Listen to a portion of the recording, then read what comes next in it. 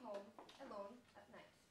At one point in my life, I was also afraid of spiders, roller coasters, the French language, escargot, and sponges.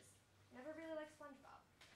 But anyways, Anne-Marie just talked about fear of war victims in Vietnam, but I'm going to talk today about everyday fear that we face in our lives.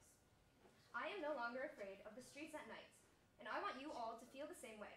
That is why the goal of my talk today is to enable you to not be afraid of walking home alone in the dark. And I'm going to do this by specifically focusing on us, the everyday youth, the net generation. Here is what you will learn if you will listen. 1, the net generation is a generation that has overcome fear. 2, overcoming fear is having the ability to do whatever despite being afraid. 3, you will do amazing things because you are young and not afraid. So to start, this is the net generation. And I quote, "We are a generation like never seen before. We have achieved high levels of education, we're technologically capable, and we're ethnically diverse. We are Generation Y, born from the mid-70s to the mid-90s, 95 million strong, who remember life before technology but grew up alongside its boom." So how do we compare to older generations? According to historians William Strauss and Neil Howe in their year 2000 work, Millennials Rising, history can be divided into 4 cycles. First, the high cycle, where a new order of human expansion is developed. Second, awakening, which is a rebellion against already established orders. Third, an unraveling, which is marked by elements of individualism and fragmentation that lead to a troubled era. Fourth, turning, an era of crisis and restructuring. So the net generation fits into the archetype of heroes, just like Incredibles without the spandex, and I don't mind being called a hero, which are described on Wikipedia as follows. Quotes, "Hero generations are born after an awakening, during a time of individual pragmatism, self-reliance, and laissez-faire.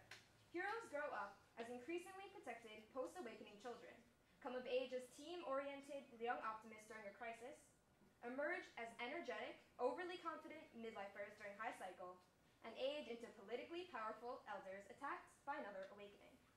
Right now, we are heroes in the turning. We are, by definition, the young working class members making a stride during the crisis, and we will emerge as energetic, decisive, and strong leaders." So to sum up with the description, I quote, "The Generation Yers display a no-fear, demanding, curious, and ambitious attitude, challenging the old hierarchies, systems, and structures not only in their personal lives, but also in the workplace and business in general. Leaders in their own way, Gen Yers strive for difference, independence, and innovation, consequence of the emerging markets, technologies, and forward-thinking worldwide."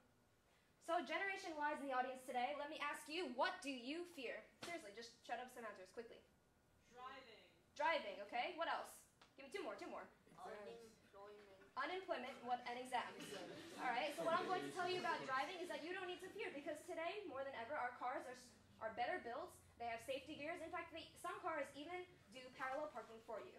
Exams. Let's say today you are able to use the World Wide Web, and what that allows you to do is to access a wealth of resources such as Wikipedia, which will help you in your exams. Don't quote me on that one. What was the third one? Unemployment. Well, what I would say today is that today you are so connected by people that literally you can turn around, ask your friend Veronica right there, and you probably will be able to find yourself a job in Poland. Don't worry about it. We'll figure that one out later. But just in case you don't buy that argument, allow me to describe for you the general fears of all generations and how our generation is better equipped to deal with them. So, there are 4 major types of fears, that block a person's capacity to do as he pleases. Criticism, failure, money or lack of, and death. So let's start with the fear of criticism. Now, we don't have to worry because our generation is characterized by love for democracy and diversity. We are proud individualists who do not need to settle for mediocrity. Failure, well, as youth, we should not be afraid to make mistakes. Success comes from multiple failures, and really, failure is only bad if we don't learn anything from it. Now, fear of money, or rather lack of, seems to be a very big issue for our generation, as brought up by our audience member.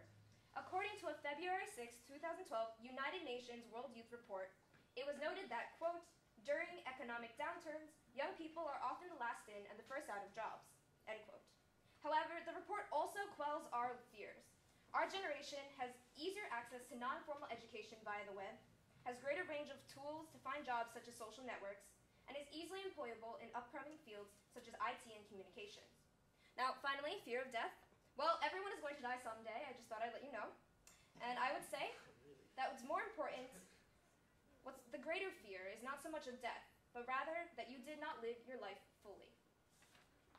So that's all for the theories, and you might be thinking, well, great, how am I supposed to apply these theories to real life? Because real life is just that much more complicated. I would completely agree, and I'm going to tell you that real life kind of sucks. But it's also real life that taught me that running away from fear is not a solution. So everyone has secrets, and tonight I'm going to share one of mine, and that was that when I was 16, I ran away from home. I was running away from all of the changes in my life that I couldn't handle. My parents' divorce, my sister coming out as bisexual, SATs, APs, friendship, drama llama, etc. These are the problems that are characteristic of our next generation. Now, maybe it's not as, severe or extreme as abuse or as slavery, but everyday people in our generation face problems of family, face problems of sexuality, stress, and our struggling economy. That's why it's important for us to realize that these fears can be overcome. Now, for my story, I turned into a house hopper until I found a stable place to stay for 2 months. But I couldn't depend on my friends forever. I couldn't bother them, I couldn't hold them back from moving on with their own lives. The scariest part of the whole experience wasn't really the running away part, it was going back to home to face my fears. So when I went back home, things had changed, but I was still alive. I still had friends, I still had smarts, and luckily I still had a future. So overcoming fear has helped me to get to where I am today. The summer afterwards, I fearlessly signed up for a workshop for a volunteer group and traveled on my own to Beaufort, France, where I heard about TEDxSciPo. Then, without fear of rejection, I took a huge gamble with my life and I filled out the application. A school in a far-off country with a completely out-there random program that I had never heard of. And amazingly, I was offered a mission, and though it took a lot of guts to say goodbye to my country and to my friends, I arrived in Le Havre, a new town starting life.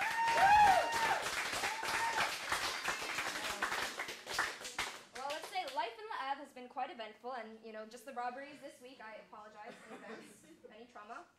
They were alone enough to get me nervous, but not nervous enough.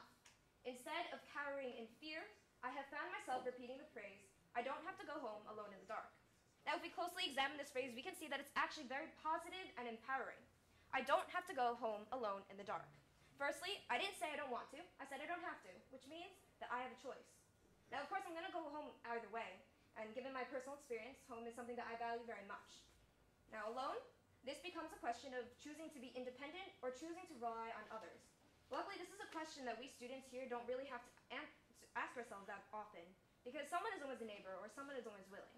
But nevertheless, with this phrase, I always choose to be my own empowerment. I am not afraid of going home alone in the dark. In fact, I did so just last Tuesday.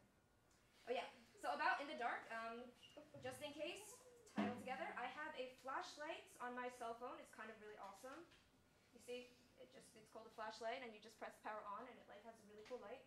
I also have a flashlight on my pocket knife, which I carry with me at all times. You see, here's a flashlight. And in the dark, well, I think that just really means that I had a good night. So, overcoming fear is having the ability to do what is needed despite being afraid. And at this point in life, I don't have any fear. I don't fear being young or reckless, being naive. I don't really care or worry about being cheated, being tricked, being taken advantage of. I'm not afraid to be nice, to volunteer, or to say hello. I am young, and I have the tools and connections to overcome fear. So, I'm going to help you do the same thing, overcome your fears, by asking you one very funny question. What would you do if you were not afraid? So let's do another social experiment. Stand up. Seriously, everyone stand up. Seriously. Stand up. Close your eyes. Except the cameraman, because that might be. Now imagine that it is late at night in the Havre. There might be an obstacle in front of you, such as a table or a chair, but when I say go, I want you to take a step forwards. Now go. Exactly. So, now open your eyes. Open your eyes, yeah, okay, good. Maybe you got a little boo-boo from the table, or maybe not, but you are still alive. Moreover, look around you. You are not alone. You are surrounded by people who have had the exact same fear that you did. I repeat, you are surrounded by people who have had the exact same fear that you did, and you all emerged out of it alive, together. Now in this day and age, for our ever-connected net generation, you are never alone.